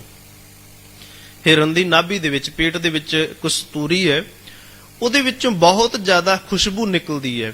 ਹਵਾ ਚੱਲਦੀ ਹੈ ਤੇ ਜਦੋਂ ਉਹਦੀ ਖੁਸ਼ਬੂ ਜਿਹੜੀ ਹਿਰਨ ਦੀਆਂ ਨਾਸਾਂ ਨੂੰ ਜਾਂਦੀ, ਨਾਸਕਾਂ ਨੂੰ ਜਾਂਦੀ ਹੈ, ਤੇ ਉਹ ਫਿਰ ਹਿਰਨ ਕੀ ਕਰਦਾ ਹੈ, ਉਸ ਖੁਸ਼ਬੂ ਨੂੰ ਲੱਭਣ ਵਾਸਤੇ ਅੱਗੇ ਭੱਜਾ ਜਾਂਦਾ ਹੈ, ਅੱਗੇ ਦੌੜਦਾ ਜਾਂਦਾ ਹੈ, ਤੇ ਦੌੜਦਾ ਦੌੜਦਾ ਥੱਕ ਜਾਂਦਾ ਹੈ। ਪਰ ਉਹਨੂੰ ਖੁਸ਼ਬੂ ਦਾ ਸਮਾਂ ਜਾਂ ਖੁਸ਼ਬੂ ਵਾਲੀ ਚੀਜ਼ ਸਾਹਮਣੇ ਨਹੀਂ ਪ੍ਰਗਟ ਹੁੰਦੀ। ਖੁਸ਼ਬੂ ਉਹਨੂੰ ਆ ਰਹੀ ਹੈ ਪਰ ਉਹਦੇ ਸਾਹਮਣੇ ਉਹ ਲੱਭ ਨਹੀਂ ਰਹੀ। ਕਹਿੰਦੇ ਇਸੇ ਤਰੀਕੇ ਦੇ ਨਾਲ ਜਿਉਂ ਕਸਤੂਰੀ ਮਿਰਗ ਨਾ ਜਾਣੇ, ਭਰਮ ਦਾ ਭਰਮ ਭੁਲਾਇਆ। ਐਵੇਂ ਬੰਦੇ ਦੇ ਹਿਰਦੇ ਦੇ ਵਿੱਚ ਪਰਮਾਤਮਾ ਹੈ, ਆਪਣੇ ਅੰਦਰੋਂ ਤਾਂ ਪਰਮਾਤਮਾ ਦੀ ਹੋਂਦ ਨੂੰ ਪਹਿਚਾਣਦਾ ਨਹੀਂ ਹੈ, ਤੇ ਬਾਹਰੀ ਤੌਰ ਤੇ ਵਿਖਾਵੇ ਕਰਕੇ, ਬਾਹਰੀ ਤੌਰ ਤੇ ਪਾਠ ਕਰਕੇ, ਬਾਹਰੀ ਤੌਰ ਤੇ ਕੁਝ ਦੁੱਧ ਜਾਂ ਫੁੱਲ ਅਰਪਣ ਕਰਕੇ ਕਹਿੰਦਾ ਜੀ ਰੱਬ ਦੀਆਂ ਖੁਸ਼ੀਆਂ ਪ੍ਰਾਪਤ ਹੋ ਜਾਣ, ਮੈਨੂੰ ਪਰਮਾਤਮਾ ਲੱਭ ਜਾਵੇ। ਅਨੀਲੇ ਕਾਗਦ ਕਾਟੀਲੇ ਗੂਢੀ। ਕਹਿੰਦੇ ਫਿਰ ਜੇ ਰੱਬ ਨੂੰ ਮਿਲਣਾ ਹੀ ਹੈ ਤੇ ਭਰਮ ਦੇ ਵਿੱਚ ਪੈਣ ਦੀ ਲੋੜ ਨਹੀਂ ਕਿ ਕੋਈ ਉਹਦੇ ਵਾਸਤੇ ਬਹੁਤਾ ਸਮਾਂ ਕੱਢਣਾ ਪਵੇਗਾ। ਅਨੀਲੇ ਕਾਗਦ ਕਾਟੀਲੇ ਗੂਢੀ। ਕਹਿੰਦੇ ਨੇ ਕਾਗਜ਼ ਲੈ ਕੇ ਆਂਦਾ, ਉਹਦੇ ਵਿੱਚੋਂ ਇੱਕ ਪਤੰਗ ਕੱਟੀ ਗਈ, ਗੁੱਡੀ ਪਤੰਗ ਕੱਟੀ ਗਈ। ਆਕਾਸ਼ ਮਦੇ ਭਰਮੀ ਹਲੇ, ਉਸ ਬੱਚੇ ਨੇ, ਨੌਜਵਾਨ ਨੇ ਕੀ ਕੀਤਾ, ਉਹਨੂੰ ਆਕਾਸ਼ ਦੇ ਵਿੱਚ ਉਡਾਇਆ, ਤੇ ਉਡਾਉਣ ਲੱਗਿਆ ਉਹਦੇ ਆਲੇ ਦੁਆਲੇ ਜਿਹੜੇ ਸਾਥੀ ਸੀਗੇ ਉਹਨਾਂ ਨਾਲ ਗੱਲਾਂ ਕਰਦਾ। ਪੰਚ ਜਨਾ ਸੋ ਬਾਤ ਬਤਊਆ, ਚੀਤ ਸੋ ਡੋਰੀ ਰਾਖੀ ਹਲੇ। ਆਪਣੇ ਸਾਥੀਆਂ ਦੇ ਨਾਲ ਉਹ ਗੱਲਾਂ ਵੀ ਕਰਦਾ ਹੈ, ਪਰ ਜਿਹੜੀ ਪਤੰਗ ਦੀ ਡੋਰ ਹੈ ਉਸ ਦਾ ਧਿਆਨ ਉਸ ਡੋਰ ਦੇ ਵਿੱਚ ਹੁੰਦਾ ਹੈ। ਜਰਾ ਕਿ ਜਿੰਨੀ ਪਤੰਗ ਹਿੱਲੇ ਉਹਨੂੰ ਪਤਾ ਲੱਗ ਜਾਂਦਾ ਵੀ ਮੇਰੇ ਹੱਥ ਦੇ ਨਾਲ ਜਿਹੜੀ ਸਪਰਸ਼ ਕਰਦੀ ਪਈ ਡੋਰ ਹੈ, ਧਾਗਾ ਜੋ ਵੀ ਹੈ, ਉਹ ਹਿੱਲਦਾ ਪਿਆ। ਇਹਦਾ ਮਤਲਬ ਪਤੰਗ ਜਾਂ ਤਾਂ ਡਿੱਗਦਾ ਜਾਂ ਘੁੰਮਣ ਘੇਰੀਆਂ ਲੈ ਰਿਹਾ ਹੈ। ਸੋ ਕਹਿੰਦੇ ਨੇ ਵੇਖੋ ਪਤੰਗ ਵੀ ਉਡਾ ਰਿਹਾ, ਉਹ ਆਪਣੇ ਸਾਥੀਆਂ ਦੇ ਨਾਲ ਗੱਲਾਂ ਵੀ ਕਰਦਾ ਪਿਆ ਹੈ। ਗੱਲਾਂ ਕਰਦਾ ਕਰਦਾ ਉਹਦਾ ਜਿਹੜਾ ਚਿੱਤ ਹੈ ਨਾ ਬੱਚੇ ਦਾ, ਉਹ ਡੋਰੀ ਦੇ ਵਿੱਚ, ਉਸ ਪਤੰਗ ਦੇ ਵਿੱਚ ਹੈ। ਇਵੇਂ ਆਪਾਂ ਕਹੀ ਜਾਂਦੇ ਹਾਂ ਜੀ ਰੱਬ ਨੂੰ ਸਪੈਸ਼ਲ ਸਮਾਂ ਦੇਣਾ ਪਵੇਗਾ। ਰੱਬ ਨੂੰ ਜਪਣ ਵਾਸਤੇ ਕੁਝ ਵੱਖਰਾ ਸਪੈਸ਼ਲ ਸਮਾਂ ਹੋਵੇ, ਵੱਖਰਾ ਕੋਈ ਢੰਗ ਹੋਵੇ, ਵੱਖਰੀ ਕੋਈ ਖਾਸ ਜਗ੍ਹਾ ਹੋਵੇ, ਉੱਥੇ ਜਾ ਕੇ ਪ੍ਰਮਾਤਮਾ ਨੂੰ ਜਪਿਆ ਜਾ ਸਕਦਾ ਹੈ। ਉੱਥੇ ਬੈਠ ਕੇ ਵਾਹਿਗੁਰੂ ਨੂੰ ਜਪਿਆ ਜਾ ਸਕਦਾ ਹੈ। ਤੇ ਸਭ ਤੋਂ ਵੱਧ ਸਾਨੂੰ ਗੁਰੂ ਨਾਨਕ ਸਾਹਿਬ ਜੀ ਦੀ ਗੁਰਬਾਣੀ ਦੇ ਵਿੱਚੋਂ ਮਿਲਦਾ ਹੈ, ਇਤਿਹਾਸ ਦੇ ਵਿੱਚੋਂ ਮਿਲਦਾ ਹੈ। ਜੇ ਅਸੀਂ ਆਖੀਏ ਵੀ ਪ੍ਰਮਾਤਮਾ ਨੂੰ ਕਿਸੇ ਖਾਸ ਜਗ੍ਹਾ ਦੇ ਉੱਪਰ ਬੈਠ ਕੇ ਹੀ ਪ੍ਰਮਾਤਮਾ ਨੂੰ ਗਾਇਆ ਜਾ ਸਕਦਾ ਹੈ, ਤੇ ਗੁਰੂ ਨਾਨਕ ਸਾਹਿਬ ਸੱਚੇ ਪਾਤਸ਼ਾਹ ਜੀ ਜਦੋਂ 4 ਉਦਾਸੀਆਂ ਕੀਤੀਆਂ ਤੇ ਬਹੁਤੇ ਲੋਕਾਂ ਨੇ ਉਹਨਾਂ ਨੂੰ ਪਿੰਡ ਦੇ ਵਿੱਚ ਨਹੀਂ ਵੜਨ ਦਿੱਤਾ ਸੀ।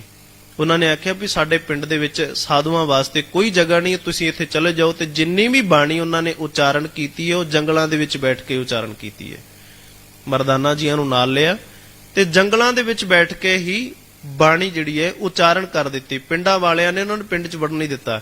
ਤੇ ਕਿੰਨੀ ਬਾਣੀ ਹੈ, ਉਦਾਸੀਆਂ ਵੀ ਕਰਦੇ ਨੇ, ਦੂਰ ਦੁਰਾਡੇ ਵੀ ਜਾਂਦੇ ਨੇ, ਸਮਝਾਉਂਦੇ ਵੀ ਨੇ, ਸਮਝਦੇ ਵੀ ਨੇ, ਸਿੱਧਾਂ ਦੇ ਨਾਲ ਗੋਸ਼ਟ ਵੀ ਕਰਦੇ ਨੇ, ਵਿਚਾਰ ਵੀ ਕਰਦੇ ਨੇ। ਪਰ ਇੰਨਾ ਜ਼ਿਆਦਾ ਉਹਨਾਂ ਕੋਲ ਸਮਾਂ ਵੀ ਹੈ ਕਿ ਪਰਿਵਾਰ ਵਾਸਤੇ ਵੀ ਸਮਾਂ ਕੱਢ ਲਿਆ, ਸੰਸਾਰ ਵਾਸਤੇ ਵੀ, ਤੇ ਸਾਨੂੰ ਸੰਸਾਰ ਦੇ ਜੀਵਾਂ ਨੂੰ ਇੱਕ ਬਹੁਤ ਵੱਡਾ ਧਾਰਮਿਕ ਗ੍ਰੰਥ ਜਪਜੀ ਸਾਹਿਬ ਜੀ ਦੀ ਜਿਹੜੀ ਬਾਣੀ ਆਪਾਂ ਰੋਜ਼ ਪੜ੍ਹਦੇ ਹਾਂ, ਉਹ ਸਾਨੂੰ ਇੰਨੇ ਵੱਡੇ ਧਾਰਮਿਕ ਵਿਚਾਰ ਜਿਹੜੇ ਨੇ ਉਹ ਦੇ ਦਿੱਤੇ ਨੇ। ਫਿਰ ਕਹਿੰਦੇ ਨੇ ਇਸੇ ਤਰੀਕੇ ਦੇ ਨਾਲ ਜੇ ਅਸੀਂ ਪ੍ਰਮਾਤਮਾ ਨੂੰ ਸੰਸਾਰ ਦੇ ਵਿੱਚੋਂ ਲੱਭਣਾ ਹੈ ਤਾਂ ਅਸੀਂ ਇਹ ਨਹੀਂ ਕਹਿ ਸਕਦੇ ਵੀ ਆ ਪਹਿਲਾਂ ਚੰਬੇਲੇ ਖਤਮ ਹੋਣ ਫਿਰ ਹੀ ਜਾ ਕੇ ਪ੍ਰਮਾਤਮਾ ਨੂੰ ਜਪਿਆ ਜਾ ਸਕਦਾ ਹੈ। ਮਹਾਰਾਜ ਕਹਿੰਦੇ ਨੇ ਇਸ ਤਰ੍ਹਾਂ ਕਿ ਇਹਦਾ ਕੋਈ ਵੀ ਭਰਮ ਨਹੀਂ ਕਰਨਾ, ਹਿਰਦੇ ਦੇ ਵਿੱਚ ਰੱਬ ਜੀਆਂ ਦੇ ਗੁਣ ਧਾਰਨ ਕਰਨੇ ਨੇ। ਕਿਉਂਕਿ ਮਹਾਰਾਜ ਕਹਿੰਦੇ ਨੇ ਵੇਖੋ, ਹਰੇਕ ਬੰਦਾ ਚਾਹੁੰਦਾ ਹੈ ਮੈਂ ਰੱਬ ਨੂੰ ਮਿਲ ਜਾਵਾਂ, ਇੱਛਾ ਸਾਡੀ ਸਾਰਿਆਂ ਦੀ ਹੈਗੀ ਹੈ।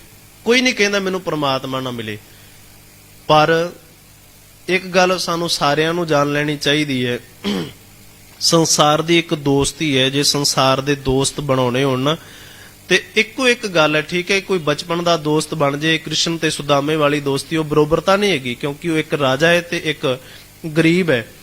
ਪਰ ਉਹ ਦੋਸਤੀ ਬਚਪਨ ਦੀ ਹੈ, ਕਿਉਂਕਿ ਉਹ ਸ਼ੁਰੂ ਤੋਂ ਰਾਜਾ ਨਹੀਂ ਸੀਗਾ। ਕ੍ਰਿਸ਼ਨ ਜੀ ਬਾਅਦ ਵਿੱਚ ਰਾਜੇ ਬਣਦੇ ਨੇ, ਦਵਾਰਕਾ ਨਾਥ ਬਣਦੇ ਨੇ, ਪਰ ਉਹਨਾਂ ਦੇ ਜਦੋਂ ਬਚਪਨ ਦੇ ਦੋਸਤ ਸੀਗਾ ਸੁਦਾਮਾ, ਉਦੋਂ ਦੋਵੇਂ ਇਕੱਠੇ ਸੀਗੇ। ਤੇ ਬਚਪਨ ਦੇ ਵਿੱਚ ਅਮੀਰ ਗਰੀਬ ਨਹੀਂ ਵੇਖਿਆ ਜਾਂਦਾ, ਉਦੋਂ ਸਿਰਫ ਦੋਸਤੀ ਵੇਖੀ ਜਾਂਦੀ ਹੈ। ਉਸ ਤੋਂ ਬਾਅਦ ਅਸੀਂ ਜੇ ਸੰਸਾਰ ਦੇ ਜੀਵ ਬੜੇ ਆਪਣੇ ਆਪ ਨੂੰ ਸਮਝਦੇ, ਤੇ ਮਹਾਰਾਜ ਕਹਿੰਦੇ ਨੇ ਗੁਣਾਂ ਦੇ ਨਾਲ, ਪ੍ਰਮਾਤਮਾ ਦੇ ਜਿਹੜੇ ਗੁਣ ਨੇ ਨਾ, ਉਹਨਾਂ ਗੁਣਾਂ ਦੇ ਨਾਲ ਆਪਣੇ ਗੁਣ ਮੈਚ ਕਰ। ਜਿਹੋ ਜਿਹੇ ਗੁਣ ਪ੍ਰਮਾਤਮਾ ਦੇ ਨੇ, ਉਹੋ ਜਿਹੇ ਗੁਣ ਚੰਗੇ ਚੰਗੇ ਪ੍ਰਮਾਤਮਾ ਦੇ ਗੁਣ ਹਿਰਦੇ ਦੇ ਵਿੱਚ ਰੱਖ। ਮਹਾਰਾਜ ਕਹਿੰਦੇ ਨੇ ਔਖੀ ਘੜੀ ਨਾ ਦੇਖਣ ਦੇ ਹੀ ਆਪਣਾ ਬਿਰਦ ਸੰਭਾਲੇ। ਰੱਬ ਜੀ ਤੁਸੀਂ ਆਪਣੇ ਸੁਭਾਅ ਦੀ, ਬਿਰਦ ਦਾ ਅਰਥ ਹੁੰਦਾ ਹੈ ਸੁਭਾਅ, ਤੁਸੀਂ ਆਪਣੇ ਸੁਭਾਅ ਦੀ ਬੜੀ ਸੰਭਾਲ ਕਰਦੇ ਹੋ। ਕਿਉਂਕਿ ਤੁਸੀਂ ਕਿਸੇ ਨਾਲ ਵੈਰ ਹੀ ਨਹੀਂ ਕਰਦੇ। ਰੱਬ ਦਾ ਕਿਸੇ ਨਾਲ ਵੈਰ ਨਹੀਂ ਹੈਗਾ।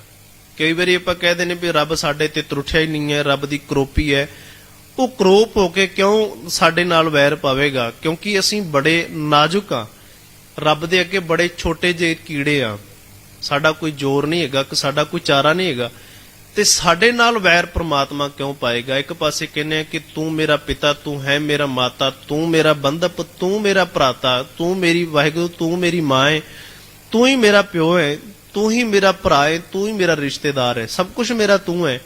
ਤੇ ਜਦੋਂ ਅਸੀਂ ਆਪਣਾ ਆਪ ਰੱਬ ਦੇ ਅੱਗੇ ਇਹ ਅਰਪਣ ਹੀ ਕਰ ਦਿੱਤਾ ਵੀ ਮਹਾਰਾਜ ਮੇਰਾ ਸਭ ਕੁਝ, ਭੈਣ ਭਰਾ ਰਿਸ਼ਤੇਦਾਰ ਸਭ ਕੁਝ ਤੂੰ ਹੈ, ਫਿਰ ਉਹ ਪ੍ਰਮਾਤਮਾ ਸਾਨੂੰ ਝੁਕਿਆ ਹੋਇਆ ਤੇ ਵਾਰ ਕਰੇਗਾ। ਤੇ ਉਹਦੇ ਵਰਗਾ ਨਿਰਦਈ ਦਿਲ ਹੈਗਾ ਹੀ ਕੋਈ ਨਹੀਂ ਹੈ ਸੰਸਾਰ ਦੇ ਵਿੱਚ। ਪਰ ਉਹ ਤਾਂ ਦੋਸ਼ੀਆਂ ਨੂੰ ਵੀ ਭੋਜਨ ਦਿੰਦਾ ਹੈ, ਦੋਸ਼ੀਆਂ ਨੂੰ ਵੀ ਮਾਫ ਕਰਦਾ ਹੈ। ਇਸ ਕਰਕੇ ਉਹ ਪ੍ਰਮਾਤਮਾ ਬਹੁਤ ਵੱਡਾ ਹੈ, ਉਹਦੀਆਂ ਵਡਿਆਈਆਂ ਬੜੀਆਂ ਵੱਡੀਆਂ ਨੇ। ਸਤਿਗੁਰੂ ਜੀ ਕਹਿੰਦੇ ਨੇ ਏਵਡ ਉੱਚਾ ਹੋਵੇ ਕੋਏ, ਤਿਸ ਉੱਚੇ ਕੋ ਜਾਣੇ ਸੋਏ। ਹੁਣ ਹਾਈਟ ਦੀ ਗੱਲ ਕਰੀਏ ਤਾਂ ਅਸੀਂ ਰੱਬ ਤੱਕ ਉੱਚੇ ਤਾਂ ਨਹੀਂ ਨਾ ਹੋ ਸਕਦੇ। ਜੇ ਆਪਾਂ ਇੱਥੇ ਕੱਦ ਦੀ ਗੱਲ ਕਰੀਏ ਵੀ ਜਿੰਨਾ ਵੱਡਾ ਰੱਬ ਹੈ ਉਹਨਾਂ ਵੱਡਾ ਆਪਣਾ ਆਪ ਹੋਵੇ, ਫਿਰ ਜਾ ਕੇ ਨਹੀਂ। ਜਿੰਨੇ ਵੱਡੇ ਪ੍ਰਮਾਤਮਾ ਦੇ ਗੁਣ ਨੇ ਉਹਨੇ ਵੱਡੇ ਗੁਣ ਤੂੰ ਲੈ ਕੇ ਆ। ਤੂੰ ਚਾਹੁੰਦਾ ਨਾ ਵੀ ਰੱਬ ਜੀ ਮੈਨੂੰ ਮਾਫ ਕਰ ਦੇ, ਮੇਰੇ ਔਗਣ ਮਾਫ ਕਰ ਦੇ, ਦੂਜੇ ਨੂੰ ਮਾਫ ਕਰਨਾ ਵੀ ਸਿੱਖ। ਤੂੰ ਚਾਹੁੰਦਾ ਹੈ ਨਾ ਮੇਰੇ ਬੁਰੇ ਕਰਮਾਂ ਦੇ ਉੱਪਰ ਰੱਬ ਪਰਦੇ ਪਾ ਦੇਵੇ, ਦੂਜਿਆਂ ਦੇ ਭੇਦ ਵੀ ਨਾ ਖੋਲ। ਤੂੰ ਚਾਹੁੰਦਾ ਹੈ ਕਿ ਮੇਰੀਆਂ ਸਿਫਤਾਂ ਹੋਣ, ਮੈਂ ਚੰਗੇ ਗੁਣਾਂ ਵਾਲਾ ਬਣਾ, ਦੂਜੇ ਦੀ ਨਿੰਦਿਆ ਨਾ ਕਰ।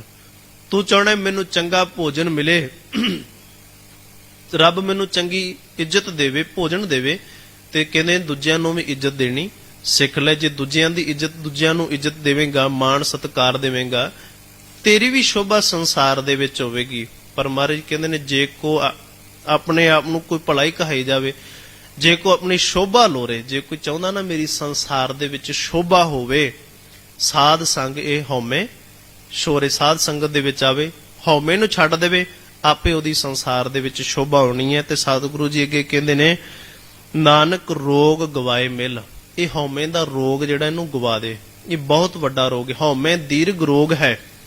ਦੀਰਘ ਦਾ ਅਰਥ ਹੁੰਦਾ ਹੈ ਬਹੁਤ ਜ਼ਿਆਦਾ ਵੱਡਾ, ਬੜਾ ਲੰਬਾ ਚੱਲਣ ਵਾਲਾ। ਦੀਰਘ ਰੋਗ ਹੈ, ਬੜਾ ਲੰਬਾ ਚੱਲਣ ਵਾਲਾ ਰੋਗ ਹੈ।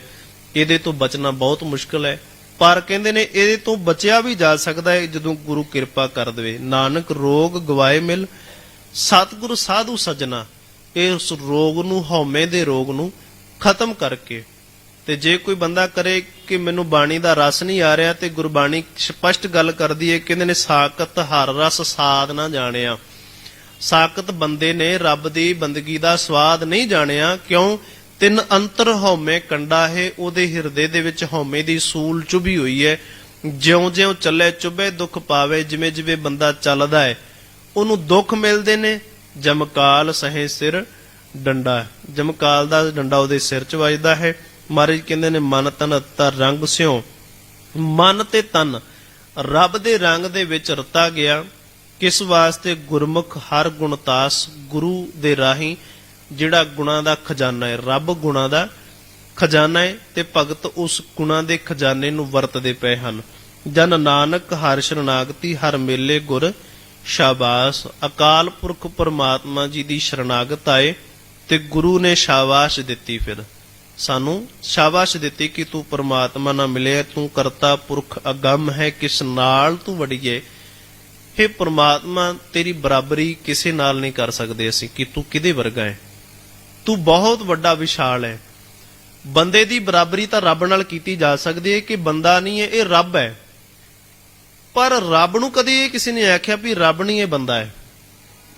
ਬੰਦੇ ਦੀ ਬਰਾਬਰੀ ਆਪਾਂ ਕਰ ਦਿੰਦੇ ਆ ਨਾ ਵੀ ਇਹ ਬੰਦਾ ਨਹੀਂ ਹੈ, ਇਹ ਤਾਂ ਦਇਆ ਕਰਦਾ ਏ, ਧਰਮ ਕਮਾਉਂਦਾ ਏ, ਮਿੱਠਾ ਬੋਲਦਾ ਏ, ਸੰਸਾਰ ਦੇ ਵਿੱਚ ਦਾਤਾਂ ਵੰਡਦਾ ਏ, ਇਸ ਕਰਕੇ ਇਹ ਰੱਬ ਹੈ, ਇਹ ਤਾਂ ਰੱਬ ਦਾ ਰੂਪ ਹੈ। ਪਰ ਕਦੀ ਕਿਸੇ ਇਨਸਾਨ ਨੇ ਇਹ ਨਹੀਂ ਆਖਿਆ ਹੋਵੇਗਾ ਕਿ ਰੱਬ ਜਿਹੜਾ ਏ ਉਹ ਇਨਸਾਨ ਹੈ। ਇਸ ਕਰਕੇ ਰੱਬ ਦੀ ਜਿਹੜੀ ਬਰਾਬਰਤਾ ਹੈ ਉਹ ਕੋਈ ਹੋਰ ਨਹੀਂ ਕਰ ਸਕਦਾ, ਕੋਈ ਇਨਸਾਨ ਨਹੀਂ ਕਰ ਸਕਦਾ। ਹਮੇਸ਼ਾ ਹੀ ਅਕਾਲ ਪੁਰਖ ਪਰਮਾਤਮਾ ਖੁਸ਼ ਹੈ, ਵਿਗਾਸ ਦੇ ਵਿੱਚ ਹੈ, ਖੇੜੇ ਦੇ ਵਿੱਚ ਹੈ ਤੇ ਆਪਣੇ ਆਸਨ ਦੇ ਉੱਤੇ ਆਦ ਸੱਚ ਹੈ, ਜੁਗਾਦ ਸੱਚ ਤੇ ਹੈ ਵੀ ਸੱਚ, ਹਮੇਸ਼ਾ ਹੀ ਹੈ। ਉਹਦੀਆਂ ਵਡਿਆਈਆਂ ਗੁਰੂ ਨਾਨਕ ਸਾਹਿਬ ਜੀ ਨੇ ਸਾਨੂੰ ਦੱਸ ਦਿੱਤੀਆਂ ਨੇ। ਇੱਕ ਓੰਕਾਰ, ਓੰਗ ਧੁਨ ਹੈ, ਨਾਮ ਜਿਹੜਾ ਨਿਕਲਿਆ ਸੀ। ਜਦੋਂ ਕਹਿੰਦੇ ਵੀ ਜਦੋਂ ਇਹ ਵਿਚਾਰਵਾਨ ਜਿਹੜੇ ਨੇ ਸਾਧੂ ਜਨ, ਉਹਨਾਂ ਨੇ ਵੇਖਿਆ ਕਿ ਜਦੋਂ ਬੱਚਾ ਸਭ ਤੋਂ ਪਹਿਲਾਂ ਬੋਲਿਆ ਤੇ ਉਹਦੀ ਮੁਖ ਦੇ ਵਿੱਚੋਂ ਜਦੋਂ ਉਹਦੇ ਹੋਠ ਖੁੱਲੇ ਤੇ ਉਹਦੀ ਹੋਠ ਖੁੱਲਣ ਤੋਂ ਬਾਅਦ, ਪੂਰਾ ਮੂੰਹ ਖੁੱਲਣ ਤੋਂ ਬਾਅਦ ਜਿਹੜਾ ਸ਼ਬਦ ਪੈਦਾ ਹੋਇਆ ਉਹ ਸੀ ਓਮ। ਸਭ ਤੋਂ ਪਹਿਲਾਂ ਜਿਹੜਾ ਸ਼ਬਦ ਹੈ ਉਹ ਓਮ। ਉਹਨਾਂ ਨੇ ਫਿਰ ਆਖ ਦਿੱਤਾ ਕਿ ਜਿਹੜਾ ਸਭ ਤੋਂ ਪਹਿਲਾ ਸ਼ਬਦ ਮੁਖ ਦੇ ਵਿੱਚੋਂ ਨਿਕਲਿਆ ਉਹ ਰੱਬ ਦਾ ਨਾਮ ਸੀ। ਇੱਥੋਂ ਫਿਰ ਇਹ ਓਮ ਸ਼ਬਦ ਜਿਹੜਾ ਉਹ ਪ੍ਰਗਟ ਹੋਇਆ, ਹੋਂਦ ਦੇ ਵਿੱਚ ਆਇਆ। ਓੰਕਾਰ ਤੇ ਕਾਰ ਦਾ ਅਰਥ ਮਤਲਬ ਇਹ ਹੈ ਕਿ ਉਹਦੀ ਰੱਬ ਜੀਆਂ ਦੇ ਹੁਕਮ ਦੇ ਵਿੱਚ ਸਾਰਾ ਕੁਝ ਹੈ। ਸਤਨਾਮ, ਉਹਦਾ ਨਾਮ ਸਦੀਵ ਰਹਿਣ ਵਾਲਾ ਹੈ, ਹਮੇਸ਼ਾ ਰਹੇਗਾ। ਕਰਤਾ ਪੁਰਖ ਸ੍ਰਿਸ਼ਟੀ ਨੂੰ ਸਾਜਣ ਵਾਲਾ ਹੈ। ਅਤੇ ਅੱਗੇ ਨਿਰਭਉ ਨਿਰਵੈਰ, ਉਹ ਨਿਰਭਉ ਹੈ, ਆਪਣੇ ਆਪ ਤੋਂ ਉਹਨੇ ਸਾਜਿਆ। ਸਹਿ ਭੰਗ ਅਜੂਨੀ, ਸਹਿ ਅਜੂਨੀ ਤੋਂ ਭਾਵ ਉਹ ਜੂਨਾਂ ਦੇ ਵਿੱਚ ਨਹੀਂ ਆਉਂਦਾ, ਭਾਵ ਕਿ ਉਹ ਰੱਬ ਜਿਹੜਾ ਹੈ ਉਹ ਜੂਨੀਆਂ ਦੇ ਵਿੱਚ ਨਹੀਂ ਆਉਂਦਾ। ਉਹ ਸਹਿ ਭੰਗ, ਉਹ ਆਪਣੇ ਆਪ ਤੋਂ ਪ੍ਰਕਾਸ਼, ਉਹਦੀ ਕੋਈ ਮਾਂ ਨਹੀਂ ਹੈ, ਕੋਈ ਪਿਤਾ ਨਹੀਂ ਹੈ, ਆਪਣੇ ਆਪ ਨੂੰ ਨੇ ਸਾਜਿਆ ਹੈ ਪਰਮਾਤਮਾ ਨੇ। ਅਜੂਨੀ ਸਹਿ ਭੰਗ ਤੇ ਗੁਰ ਪ੍ਰਸਾਦ, ਇਹੋ ਜਿਹੇ ਇੰਨੇ ਵੱਡੇ ਗੁਣਾ ਵਾਲਾ ਪਰਮਾਤਮਾ ਗੁਰੂ ਦੀ ਕਿਰਪਾ ਦੁਆਰਾ ਪ੍ਰਾਪਤ ਹੁੰਦਾ ਹੈ। ਜਿਹੜਾ ਨਿਰਭਉ ਹੈ, ਨਿਰਵੈਰ ਹੈ, ਸਹਿ ਭੰਗ, ਆਪਣੇ ਆਪ ਤੋਂ ਪ੍ਰਕਾਸ਼ ਹੈ, ਅਕਾਲ ਪੁਰਖ ਪਰਮਾਤਮਾ ਗੁਰ ਪ੍ਰਸਾਦ, ਗੁਰੂ ਦੀ ਕਿਰਪਾ ਤੋਂ ਬਿਨਾਂ ਉਹ ਕਦੇ ਮਿਲ ਹੀ ਨਹੀਂ ਸਕਦਾ। ਬੰਦਾ ਜਿੰਨਾ ਮਰਜ਼ੀ ਜ਼ੋਰ ਲਾਵੇ, ਕੋਸ਼ਿਸ਼ ਕਰੇ, ਪਰ ਅਸਲ ਦੇ ਵਿੱਚ ਗੁਰੂ ਦੀ ਕਿਰਪਾ ਦੁਆਰਾ ਹੀ ਪ੍ਰਾਪਤ ਹੋ ਸਕਦਾ ਹੈ। ਗੁਰੂ ਦੀ ਕਿਰਪਾ ਦੇ ਨਾਲ, ਜੇ ਬੰਦੇ ਕੋਲ ਗੁਰੂ ਨਹੀਂ ਹੈਗਾ ਤੇ ਉਹਨੂੰ ਮਸ਼ੱਕਤ ਘਾਲਣੀ ਪੈ ਸਕਦੀ ਹੈ। ਜੇ ਅਸੀਂ ਆਖੀਏ ਵੀ ਪ੍ਰਹਿਲਾਦ ਜੀ ਛੋਟੀ ਉਮਰ ਦੇ ਵਿੱਚ ਕਿਵੇਂ ਉਹਨਾਂ ਨੂੰ ਪਰਮਾਤਮਾ ਮਿਲ ਗਿਆ, ਧਰੂ ਨੂੰ ਕਿਵੇਂ ਮਿਲ ਗਿਆ, ਅਸਲ ਦੇ ਵਿੱਚ ਉਹਨਾਂ ਦੀ ਮਾਂ ਨੇ ਉਪਦੇਸ਼ ਦਿੱਤਾ ਸੀ ਵੀ ਪੁੱਤ ਨਾਮ ਜਪੇਗਾ ਤੇ ਰਾਜ ਭਾਗ ਮਿਲ ਜਾਏਗਾ। ਮਾਂ ਗੁਰੂ ਬਣ ਗਈ ਤੇ ਮਾਂ ਨੇ ਜਾ ਕੇ ਪਰਮਾਤਮਾ ਦੀ ਉਸਤਤੀ ਕਰਾ ਦਿੱਤੀ। ਫਰੀਦ ਜੀ, ਮਾਂ ਰੋਜ਼ ਕਹਿੰਦੀ ਹੈ ਪੁੱਤ ਅੱਲਾ ਦੀ ਬੰਦਗੀ ਕਰਿਆ ਕਰੇਗਾ ਤੇ ਤੈਨੂੰ ਪਰਮਾਤਮਾ ਦੇ ਘਰ ਦੇ ਵਿੱਚੋਂ ਕੁਝ ਨਾ ਕੁਝ ਰੋਜ਼ ਮਿਲੇਗਾ। ਤੇ ਕਹਿੰਦੇ ਨੇ ਜਦੋਂ ਉਹਨਾਂ ਨੇ ਬੰਦਗੀ ਕਰਿਆ ਕਰਨੀ, ਨਮਾਜ਼ ਪੜਿਆ ਕਰਨੀ, ਤੇ ਉਸ ਸਮੇਂ ਉਹਨਾਂ ਦੀ ਜਿਹੜੀ ਮਾਤਾ ਹੈ ਉਹਨਾਂ ਨੇ ਸ਼ੱਕਰ ਜਿਹੜੀ ਹੈ ਉਹ ਰੱਖ ਦਿਆ ਕਰਨੀ। ਇਸ ਤਰੀਕੇ ਦੇ ਨਾਲ ਬੱਚੇ ਨੂੰ ਜੋੜਿਆ ਗਿਆ। ਗੁਰੂ ਹਰ ਇੱਕ ਦਾ ਹੁੰਦਾ ਹੈ ਤੇ ਗੁਰੂ ਤੋਂ ਬਿਨਾਂ ਕਦੀ ਪਰਮਾਤਮਾ ਨੂੰ ਮਿਲਿਆ ਨਹੀਂ ਜਾ ਸਕਦਾ। ਕੋਸ਼ਿਸ਼ ਕਰ ਲਈ ਆਪਾਂ ਜਿੰਨੀ ਵੀ ਕਰਨੀ ਸੀਗੀ, ਹੁਣ ਤੱਕ ਥੱਕ ਚੁੱਕੇ ਆ। ਅਜੇ ਤੱਕ ਸਾਨੂੰ ਅਕਾਲ ਪੁਰਖ ਪਰਮਾਤਮਾ ਦੇ ਗੁਣ ਹੀ ਨਹੀਂ ਮਿਲੇ ਤੇ ਪਰਮਾਤਮਾ ਕਿੱਥੋਂ ਮਿਲਣਾ ਹੈ। ਤੇ ਸਤਿਗੁਰੂ ਜੀ ਕਹਿੰਦੇ ਨੇ ਤੁਧ ਜੇਵੜ ਹੋਏ ਸੋ ਆਖੀਏ, ਤੇਰੇ ਵਰਗਾ ਕੋਈ ਹੋਵੇ ਤਾਂ ਉਹਨੂੰ ਆਖਿਆ ਜਾਵੇ। ਇਸ ਕਰਕੇ ਸਬਦੂ ਤੂੰ ਚੜੀਏ, ਤੂੰ ਆਪਣੇ ਆਪ ਤੋਂ ਪ੍ਰਗਟ ਹੈ, ਤੂੰ ਘਟ ਘਟ ਇੱਕ ਵਰਤਦਾ, ਤੂੰ ਆਪੇ ਦਾਤਾ ਆਪੇ ਭੁਗਤਾ ਜੀ ਹੋ ਤੁਧ ਬਿਨ, ਤੇਰੇ ਤੋਂ ਬਿਨਾ ਕੋਈ ਨਹੀਂ, ਤੂੰ ਆਪੇ ਹੀ ਦਾਤਾ ਦੇਣ ਵਾਲਾ ਹੈ, ਆਪੇ ਇਹਨਾਂ ਸਰੀਰਾਂ ਦੇ ਵਿੱਚ ਬਹਿ ਕੇ ਖਾਣ ਵਾਲਾ ਹੈ, ਸਭ ਕੁਝ ਤੂੰ ਹੀ ਹੈ। ਘਟ ਘਟ ਇੱਕ ਵਰਤਦਾ ਗੁਰਮੁਖ ਪ੍ਰਗੜੀਏ, ਇਹ ਗੱਲ ਗੁਰੂ ਦੇ ਰਾਹੀਂ ਪ੍ਰਗਟ ਹੋ ਸਕਦੀ। ਤੂੰ ਸੱਚਾ ਸਬਸ ਦਾ ਖਸਮ ਹੈ, ਸਾਰਿਆਂ ਦਾ ਖਸਮ ਹੈ। ਸਬਦੂ ਤੂੰ ਚੜੀਏ, ਸਾਰਿਆਂ ਦੇ ਉੱਪਰ ਤੇਰਾ ਹੁਕਮ ਵਰਤਦਾ ਪਿਆ ਹੈ। ਤੇ ਮਹਾਰਾਜ ਅਖੀਰਲੀਆਂ ਪੰਕਤੀਆਂ 'ਚ ਕਹਿੰਦੇ ਨੇ ਤੂੰ ਕਰੇ ਸੋ ਸੱਚੇ ਹੋਏ ਸੀ। ਜੋ ਤੂੰ ਕਰਨਾ ਤੂੰ ਕਰ ਹੀ ਦੇਣਾ ਹੈ, ਤੈਨੂੰ ਸਲਾਹ ਦੇਣ ਵਾਲਾ ਵੀ ਕੋਈ ਨਹੀਂ ਹੈ। ਜਾਂ ਤੂੰ ਸਲਾਹ ਵੀ ਨਹੀਂ ਕਿਸੇ ਦੀ ਲੈਂਦਾ, ਤੈਨੂੰ ਟੋਕਣ ਵਾਲਾ ਕੋਈ ਨਹੀਂ ਹੈਗਾ। ਸੋ ਇਸ ਕਰਕੇ ਗੁਰਬਾਣੀ ਕਹਿੰਦੀ ਹੈ ਤਾਂ ਕਾਇਤ ਕੜੀਏ, ਅਸੀਂ ਕਿਉਂ ਗਿਲੇ ਕਰੀਏ ਰੱਬ ਦੇ ਅੱਗੇ ਵੀ ਰੱਬ ਨੇ ਇੰਜ ਨਹੀਂ ਇੰਜ ਕਰਨਾ ਚਾਹੀਦਾ ਸੀ, ਕਿਉਂਕਿ ਅਸੀਂ ਉਹਨੂੰ ਸਲਾਹ ਨਹੀਂ ਦੇ ਸਕਦੇ, ਅਸੀਂ ਉਹਨੂੰ ਟੋਕ ਨਹੀਂ ਸਕਦੇ। ਉਹਨੇ ਜੋ ਕਰਨਾ ਆਪਣੀ ਮਰਜ਼ੀ ਅਨੁਸਾਰ ਕਰਨਾ ਹੈ। ਇਸ ਕਰਕੇ ਸਾਨੂੰ ਹੁਕਮ ਦੇ ਵਿੱਚ ਰਹਿਣਾ ਪਵੇਗਾ। ਜੇ ਅਸੀਂ ਅੱਗੋਂ ਗਿਲੇ ਕਰਾਂਗੇ ਤਾਂ ਅਸੀਂ ਉਹਨੂੰ ਰੋਕ ਨਹੀਂ ਸਕਦੇ। ਜੇ ਅਸੀਂ ਗਿਲੇ ਕਰਾਂਗੇ ਇੰਜ ਨਹੀਂ ਸਾਹਿਬ ਇੰਜ ਕਰ, ਰੱਬ ਜੀ ਇੰਜ ਨਹੀਂ ਇੰਜ ਕਰ, ਤਾਂ ਉਹਨੇ ਮੰਨਣ ਵਾਲਾ ਨਹੀਂ ਹੈ, ਕਿਉਂਕਿ ਉਹ ਆਪਣੀ ਮਨ ਮਰਜ਼ੀ ਦਾ ਮਾਲਕ ਹੈ, ਬੇਪਰਵਾਹ ਹੈ। ਲਾਪਰਵਾਹ ਨਹੀਂ, ਬੇਪਰਵਾਹ ਹੈ। ਲਾਪਰਵਾਹ ਹੁੰਦਾ ਜਿਹਨੂੰ ਫਿਕਰ ਹੀ ਕੋਈ ਨਾ ਹੋਵੇ, ਉਹਨੂੰ ਫਿਕਰ ਹੈ ਸਾਡਾ ਸਾਰਿਆਂ ਸੰਸਾਰ ਦਾ। ਉਹਨੇ ਜੀਵਾਂ ਨੂੰ ਪੱਥਰਾਂ ਦੇ ਵਿੱਚ ਵੀ ਰੋਜੀ ਦੇਣੀ ਹੈ, ਪਾਣੀ ਦੇ ਵਿੱਚ ਰਹਿਣ ਵਾਲੇ ਜੀਆਂ ਨੂੰ ਵੀ ਰੋਜੀ ਦੇਣੀ ਹੈ, ਸਾਰਿਆਂ ਨੂੰ ਭੋਜਨ ਦੇਣਾ। ਉਹ ਬੇਪਰਵਾਹ ਇਸ ਕਰਕੇ ਆ ਕਿ ਉਹ ਕਿਸੇ ਦੀ ਪਰਵਾਹ ਨਹੀਂ ਕਰਦਾ। ਇਸ ਕਰਕੇ ਗੁਰੂ ਅੱਗੇ ਅਰਦਾਸ ਕਰੀਏ, ਮਹਾਰਾਜ ਸਾਨੂੰ ਵੀ ਇਹੋ ਜਿਹਾ ਅਕਾਲ ਪੁਰਖ ਪ੍ਰਮਾਤਮਾ ਮਿਲ ਜੇ, ਸਾਨੂੰ ਵੀ ਸਰਬੱਤ ਦਾ ਭਲਾ ਮੰਗਣ ਦੀ ਜਾਚ ਆਵੇ। ਹੋਈਆਂ ਬੇਅੰਤ ਪ੍ਰਕਾਰ ਦੀਆਂ ਭੁੱਲਾਂ ਖਿਮਾ ਕਰਨੀਆਂ ਜੀ। ਪਿਆਰ ਸਤਿਕਾਰ ਨਾਲ ਆਖੋ ਜੀ ਵਾਹਿਗੁਰੂ ਜੀ ਕਾ ਖਾਲਸਾ, ਵਾਹਿਗੁਰੂ ਜੀ ਕੀ ਫਤਿਹ। ਰਾਮ ਕਲੀ ਮਹਿਲਾ ਤੀਜਾ। ਆਨੰਦ ਏਕ ਓੰਕਾਰ ਸਤਿਗੁਰ ਪ੍ਰਸਾਦ। ਆਨੰਦ ਪਿਆ ਮੇਰੀ ਮਾਏ ਸਤਿਗੁਰੂ ਮੈਂ ਪਾਇਆ। ਸਤਿਗੁਰ ਤਾਂ ਪਾਇਆ ਸਹਿਜ ਸੀਤੀ ਮਨ ਵਜੀਆਂ ਵਧਾਈਆਂ। ਰਾਗ ਰਤਨ ਪਰਵਾਰ ਭਰੀਆਂ।